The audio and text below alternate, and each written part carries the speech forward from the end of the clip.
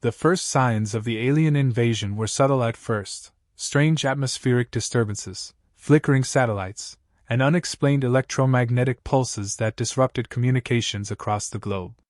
For a while, it was easy to dismiss these oddities as natural phenomena or technical malfunctions. But then the lights appeared, unnatural, bright, and relentless. Cities around the world watched in disbelief as the skies were lit up by what could only be described as an alien fleet descending upon Earth. At first, humanity was unsure of the true scale of the threat. Was this a diplomatic mission, or had the aliens come for something far more sinister? Governments scrambled to assess the situation, sending scouts into the atmosphere to investigate. But there was no time for diplomacy. The fleet hovered over major cities, casting ominous shadows over the globe. It became clear that the aliens had arrived not to make contact, but to conquer. In the beginning, people tried to fight back. Conventional military forces, jets, tanks, and nuclear arsenals were deployed in an attempt to repel the invaders. But the aliens were prepared. Their technology was far more advanced, faster, deadlier, and far beyond what Earth could offer. Their weapons disintegrated entire battalions with ease, while their craft moved through the air as if gravity didn't exist. In the blink of an eye, humanity's most powerful armies were reduced to nothing more than smoldering ruins. The alien legion was vast, its numbers seemingly endless. Massive, towering figures emerged from the ships, clad in biomechanical armor, wielding weapons that could tear through metal as if it were paper. They moved in perfect coordination, decimating all who stood against them. Each alien was more than just a soldier. They were part of a collective, a single-minded force determined to overwhelm and conquer Earth. In mere days, entire cities fell, and panic spread as the world realized it was facing an enemy that couldn't be defeated with conventional force. As the months went on, the situation grew direr. Resistance efforts were ineffective, and major world governments dissolved into chaos. In every battle, the aliens grew stronger, while human morale crumbled. It was clear, Earth was not prepared for this kind of warfare. People began to lose hope. Nations abandoned their defenses, retreating to underground bunkers or trying to negotiate terms with the invaders. But the aliens wanted no peace. They were here for one reason only: domination. It was in this dark hour that a voice from the past resurfaced. A retired Marine, long removed from the battlefield, was called upon by the world's leaders. This man had once fought in wars long forgotten by most, but his skills were still sharp, his experience invaluable. The world was desperate for anything that could turn the tide, and the idea of sending an ordinary soldier to fight an alien legion was as bold as it was insane. Yet there was something about this Marine's reputation that instilled a sense of hope in those who had none left. The Marine was not interested at first. Years of combat had left him scarred, both physically and emotionally. He'd seen enough death and destruction to last several lifetimes. Retirement had offered him the peace he craved, a life away from the battlefield. But the call for help didn't stop. Friends, comrades, and even strangers urged him to return to fight, not just for Earth, but for his own sense of closure. Reluctantly, the Marine agreed. He had no illusions about what he was facing. The technology of the alien invaders was leagues beyond anything humanity had developed. Yet there was something in his bones that told him he could make a difference. He wasn't a young man anymore, but he still had the instincts, the training, and the resilience of someone who had seen it all. The world had given up hope, but perhaps, just perhaps, he could give them one more reason to fight. The retired Marine's plan was simple: use what they had left. He wasn't concerned with the advanced weaponry the aliens had. He wasn't going to try to match them in terms of technology. He'd fought battles with far less, relying on his own wits, adaptability, and determination. His weapon of choice was a shotgun, simple, reliable, and deadly in the right hands. No high-tech gadgets, no alien countermeasures, just the raw force of a man who had spent decades in combat. His return to active duty wasn't met with fanfare or public celebration. The media barely acknowledged his reappearance. Most thought it was a desperate last-ditch effort, a fool's mission doomed from the start. But those who had seen him in action knew better. This was not a man to be underestimated. As he prepared for the fight ahead, he knew that the odds were impossible, the stakes higher than anything he'd ever known. The fate of humanity rested in the hands of a man with nothing left to lose and everything to fight for. The retired Marine's mission was clear: disrupt the alien legion, gather whatever intelligence he could, and above all, give humanity a fighting chance.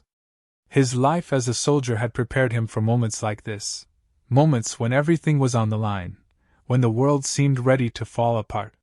He wasn't going to let Earth fall into the hands of invaders, not without a fight. It might not be enough, but it was the only chance they had. He didn't know if the world would rally behind him, if he could inspire others to take up arms against the alien threat. What he did know was this: he wasn't going to give up without a fight, and he wasn't going to let humanity's last hope go out without a shot. The retired Marine was a man who had seen it all: decades of conflict, countless battles, and unspeakable losses. He had once worn the uniform of a Marine with pride, but that life was behind him now. After years of service, he had walked away from the battlefield, hoping to find peace and a quiet life. He never expected the world would call him back into the fray, but the alien invasion had changed everything. Earth's governance, its armies, had proven helpless against the overwhelming power of the invaders. The alien forces were relentless, their technology beyond anything humanity had ever known. The military was no match for them, and in desperation, the world turned to the one man who had the skills and experience to make a difference. The decision to bring him back wasn't easy. He had long retired from active duty and had no intention of returning to the horrors of war. But as the situation grew dire, the call became impossible to ignore. The Marine wasn't a man to back down from a challenge, but even he had doubts. The aliens were a force unlike any humanity had faced before. Their weapons disintegrated tanks in a single shot. Their ships could hover effortlessly, impervious to Earth's most advanced missile systems. To fight back with conventional tactics would be suicide. Still, the Marine's instinct for battle, honed over years of service, couldn't ignore the responsibility. He knew that if there was any chance to turn the tide, it would take more than just advanced technology. It would take sheer determination, resourcefulness, and a deep understanding of combat. The alien legion may have had the upper hand in technology, but humanity still had its spirit, its will to fight. And the Marine, despite his years away from combat, had never lost that fire. He wasn't looking to wage a conventional war. He wasn't interested in matching the aliens on their terms. He had fought battles in jungles, deserts, and mountains, using whatever tools were at his disposal. His weapon of choice was a shotgun, simple and reliable. It wasn't the most sophisticated weapon, but it was one he knew well, one that would allow him to fight up close, to surprise the enemy when they least expected it. The Marine's approach was one of survival, of using the environment and his experience to level the playing field. He understood the value of a well-placed shot, the power of stealth and ambush, and the importance of staying unpredictable. His return to the fight was met with skepticism. Most people had written off humanity's chances. The world had been beaten down by the alien invasion, and few believed there was any hope left. But there was something about the Marine, something in his eyes that made people believe. His reputation as a no-nonsense, unyielding fighter wasn't just about his victories. It was about his ability to push forward in the face of impossible odds. He wasn't interested in fame or glory. He was here to do what had to be done, no matter the cost. Despite his doubts, the Marine wasn't naive. He understood that the odds were overwhelmingly against him. He didn't expect to defeat the aliens in a conventional sense. His mission wasn't about winning, it was about creating an opening, a chance for humanity to survive. He wasn't the savior the world had hoped for, but he was the one it had left. And sometimes, that was enough. Preparing for battle was no easy task. The alien forces had already wiped out most of Earth's military capabilities. The Marine had little to work with, but that didn't matter. His training had taught him how to make do with less, how to adapt in even the most extreme situations. He wasn't relying on sophisticated gadgets or high-tech weaponry. Instead, he relied on his instincts, his years of experience, and the will to survive. The world might be on the brink of collapse, but the Marine knew one thing: as long as he was still standing, there was a chance. His plan wasn't complicated. He would infiltrate the alien lines, gather information, and strike where they least expected it. The aliens had grown accustomed to facing human armies with modern technology, but the Marines' tactics would be something entirely different. Guerrilla warfare, hit-and-run tactics, and the element of surprise, these were his tools. His training had taught him that war wasn't just about firepower. It was about knowing the enemy, understanding their weaknesses, and exploiting them. The Marine wasn't trying to outgun the aliens, he was trying to outsmart them. Even as he prepared for battle, the Marine understood that there was no guarantee of success. The alien forces were relentless, their numbers endless. Humanity's chances were slim at best. But he wasn't doing this for himself. He wasn't doing this for recognition or reward. He was doing this because it was his duty, because the world needed him, whether he wanted to be there or not. The fate of humanity rested on his shoulders, and he would carry that burden, even if it meant facing death head-on. When the time came to face the alien forces, the Marine didn't hesitate. His shotgun was ready, his mind focused, and his resolve unshakable. This wasn't about heroism. It wasn't about saving the world. It was about doing what had to be done, no matter the odds. The world had placed its hope in him, and he wasn't going to let them down. The battle would be hard, the risks high, and the enemy unrelenting, but the Marine was ready. He knew this was his last chance to make a difference. And when the dust settled, whether he lived or died, he would have fought with everything he had. As the alien legion descended upon Earth, humanity's last hope lay not in advanced technology, but in the hands of a retired Marine, armed with nothing but a shotgun and the will to survive. The world had given up, but he hadn't. He had one last fight to give, and he would face it without hesitation. For better or worse, he was humanity's final stand. And he wasn't about to let it slip away. The first engagement with the alien forces was as brutal as it was swift. The retired Marine had prepared himself for the worst, but nothing could have fully prepared him for the sheer scale of the alien onslaught. The invaders were like nothing humanity had ever faced: advanced, relentless, and terrifyingly efficient. Their weapons reduced Earth's military hardware to smoldering wreckage, and their soldiers, towering figures in biomechanical armor, seemed almost unstoppable. The Marine didn't hesitate. He had no illusions about the odds, but he understood the value of tactics, the power of unpredictability. While the alien legions marched forward with overwhelming force, he moved quietly in the shadows. His shotgun, simple as it was, became an extension of his will. There was no room for doubt or fear, only the stark reality of survival. He wasn't there to win the war outright, he was there to create chaos, to buy time, to show the aliens that Earth wasn't going down without a fight. The resistance at first was scattered, disorganized, and uncoordinated. Earth's military had been decimated, and most of the survivors were civilians or small bands of fighters who had no experience with combat on this scale. But the Marine's presence had an effect. As news spread of his actions, more began to rally around him. They saw his resolve, his unwillingness to give up, and it sparked something in them, a glimmer of hope. It wasn't much, but it was enough. The Marine wasn't just fighting for survival, he was fighting for humanity's soul. His methods were unconventional, often relying on traps and ambushes to take out alien patrols. It wasn't about big battles. It was about taking down their forces piece by piece, making them bleed, forcing them to realize that they weren't invincible. The resistance groups, now emboldened, followed his lead. They learned to adapt, to think outside the box, using whatever resources were available to them. It wasn't pretty. It wasn't organized. But it was effective. The Marines' tactics, honed through years of guerrilla warfare, became the foundation of the human resistance. The aliens, who had initially underestimated humanity's ability to fight back, began to realize they weren't dealing with a planet of defenseless civilians. The war had taken on a new character. It was no longer about matching the invaders blow for blow but about wearing them down, outsmarting them, and exploiting their weaknesses. But as humanity's resistance grew, so did the alien threat. The invaders adapted, learning from their mistakes. Every small victory the Marine and the Resistance achieved was met with a counterattack that was faster, more brutal.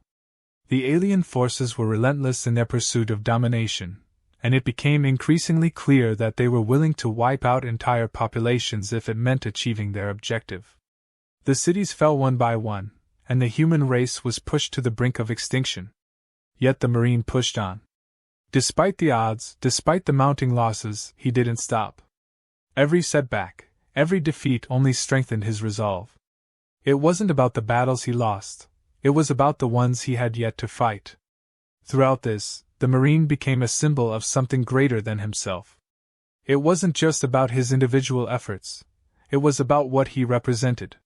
He embodied the human spirit, the indomitable will to survive against all odds. And as the world watched, as the resistance fought on, the message was clear: humanity was not ready to give up, not while one man was still standing. The Marine knew the truth. He wasn't fighting for fame or recognition. He wasn't looking for glory. He was fighting because it was the only thing left to do. He had no choice but to keep going. There was no other option. The alien forces, however, were not content with small victories. As they advanced further, they began to focus on eliminating the resistance completely. Their tactics grew more efficient, more lethal. It was clear they were preparing for a final assault, one that would crush humanity's last hope once and for all. But the Marine was no longer just a soldier. He had become a leader, a strategist. He began to understand the alien forces better, to see patterns in their movements, weaknesses in their structure. The aliens were powerful, but they weren't infallible. There were cracks in their armor, and the Marine was going to exploit them. The turning point came when the Marine, along with a small team of resistance fighters, discovered an alien command center hidden deep underground. The aliens had underestimated humanity's ability to infiltrate their ranks. The mission was dangerous, perhaps suicidal, but it offered the chance to strike at the heart of the alien operation. If they could disrupt the command structure, if they could create confusion among the alien forces, they might just have a chance. The plan was simple: break into the alien facility, sabotage their communication systems, and destroy anything that could give them an advantage. It was a long shot, but at this point, the Marine knew that every small victory counted. The battle that followed was fierce. The aliens had fortified the command center, expecting resistance, but they had not accounted for the Marine's experience. He knew how to move, how to get in and out without being detected. The team, though outnumbered and under-equipped, fought with everything they had. The mission succeeded, but not without cost. The team was decimated, and the Marine was left with only a handful of survivors. But they had done it. The alien command center was in ruins, and with it, the invaders' ability to coordinate their forces was severely weakened. It wasn't enough to win the war, but it was enough to shift the balance. For the first time, the aliens were forced to rethink their strategy.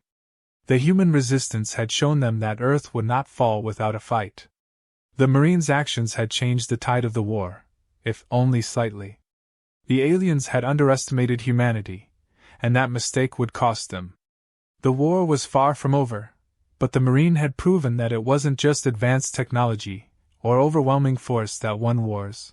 It was the will to fight, the ability to adapt, and the refusal to surrender. Humanity had found its spark again, and as long as the Marine was still standing, they still had a chance. As the human resistance began to make small gains, the alien forces grew increasingly desperate. They had not anticipated the level of resilience Earth's fighters would exhibit, especially after the failure to subdue the planet with sheer force. The aliens had always considered themselves the superior species, their technology far more advanced than anything humanity could muster. But their overconfidence had left them vulnerable to one key truth: humans weren't as easily broken as they had assumed. The Marine had proven that. His guerrilla tactics had not only disrupted their strategies but had also inspired other pockets of resistance to rise up across the world. These were no longer disorganized groups of civilians, but trained, hardened fighters willing to do whatever it took to stop the invaders. The alien forces, accustomed to swiftly crushing any opposition, were beginning to realize that they had underestimated Earth's capacity to fight back. But despite the Resistance's resilience, the battle was far from won. The aliens had learned from their earlier mistakes, and they adapted quickly.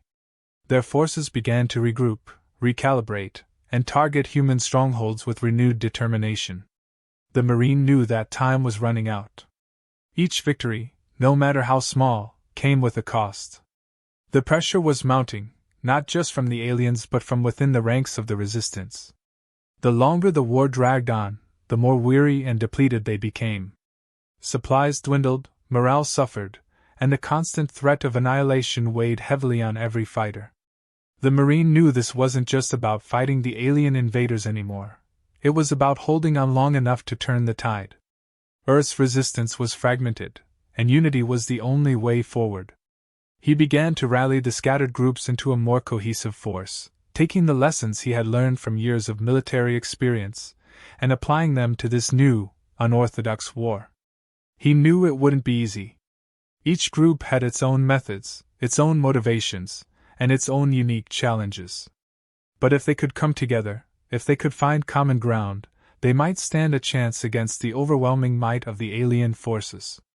The biggest challenge was the alien technology, which seemed to adapt and improve faster than anything humanity could develop. The Marine had seen firsthand how their weapons were devastatingly effective, cutting down fighters and machinery with alarming speed. However, he also realized that the aliens weren't invincible. They were highly advanced, but their technology had one fatal flaw: it was predictable. Their patterns, their methods, their reliance on vast networks of communication and control, all of it could be exploited. The Marine began to craft new tactics, ones that would hit the aliens where it hurt the most, by attacking their infrastructure. He wasn't trying to match their firepower, he was targeting their systems, their communications, their supply chains. The more he disrupted these, the more it fractured their control over the planet. As resistance groups came together, their efforts were galvanized. They began to strike more efficiently, coordinating with one another across vast distances, using the very thing that the aliens had underestimated: human ingenuity. The invaders' technological superiority, it turned out, was both their strength and their weakness. It made them predictable.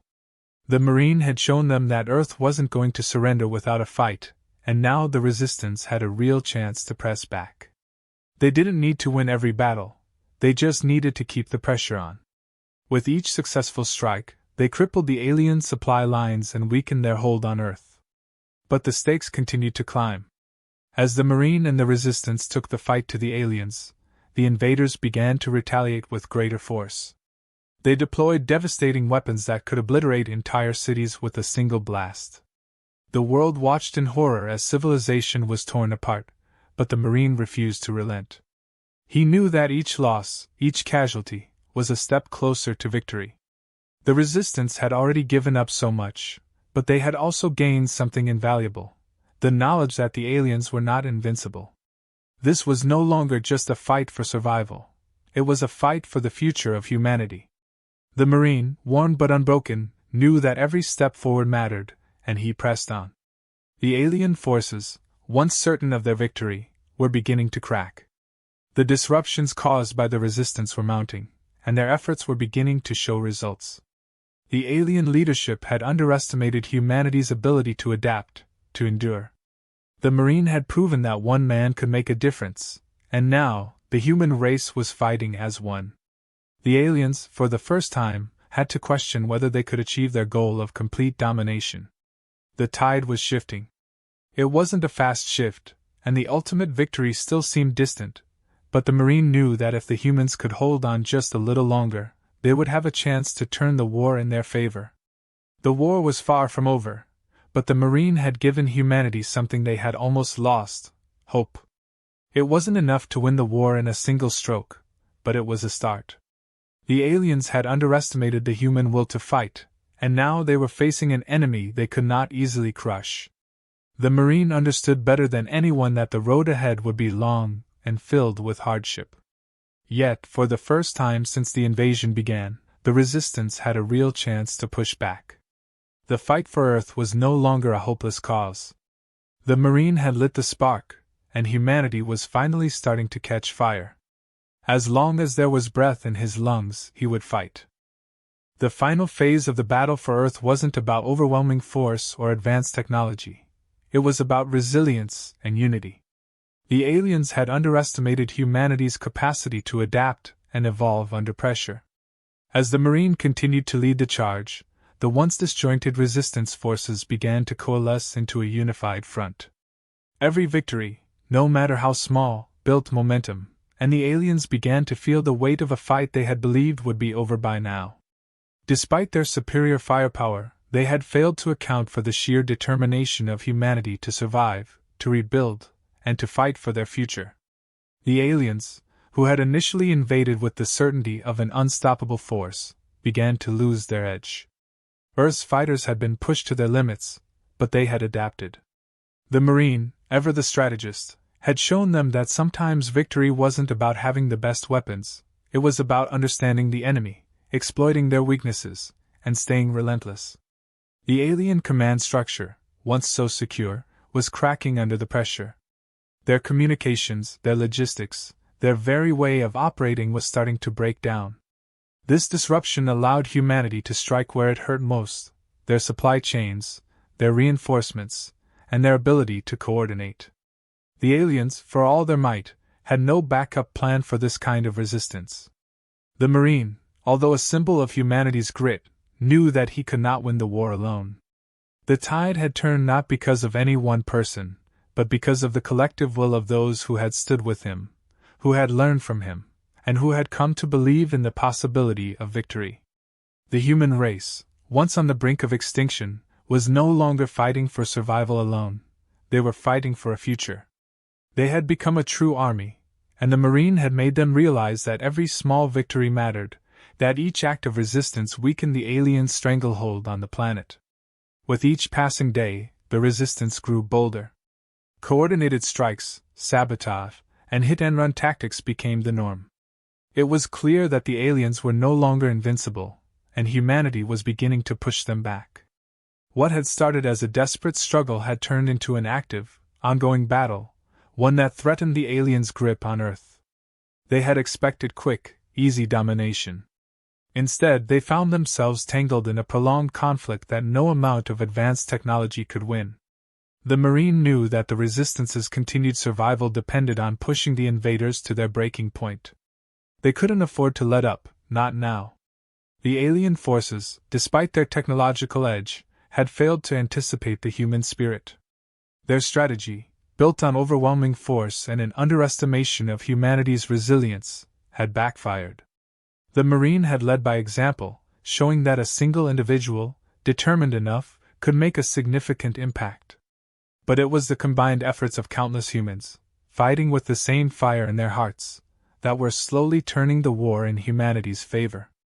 Every act of defiance, every attack on alien infrastructure, took a toll on the invaders. Their power was beginning to wane. What had once been an unstoppable force was now a faltering one, struggling to maintain its hold. As the final days of the conflict drew near, the aliens' desperation became evident. They began deploying their most lethal weapons, pushing Earth to the brink of annihilation. But the human resistance was ready. The Marine's teachings had left an indelible mark on his comrades. They were no longer scattered groups, they were a cohesive, organized force, with one goal: to drive the aliens from their home. The aliens had thought they were invincible, but they had failed to understand the tenacity of the human spirit. The final assault came quickly, unexpectedly, and with relentless force. The Marine, though battered and scarred, led the charge once more. This time, however, he wasn't alone.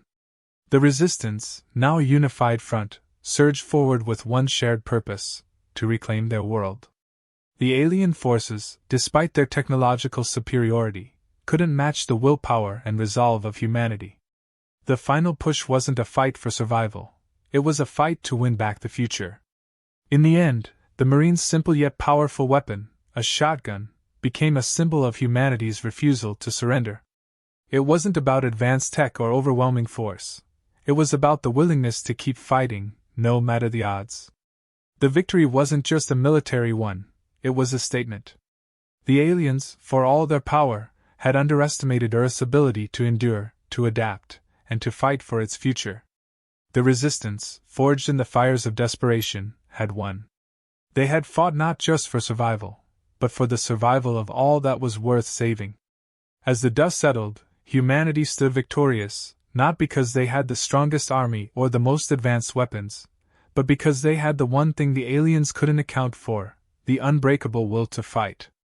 The Marine had shown them the way, and together they had won. The Earth, once thought lost, was now free. And in the quiet aftermath, humanity knew one thing for certain: they would never again be so easily underestimated.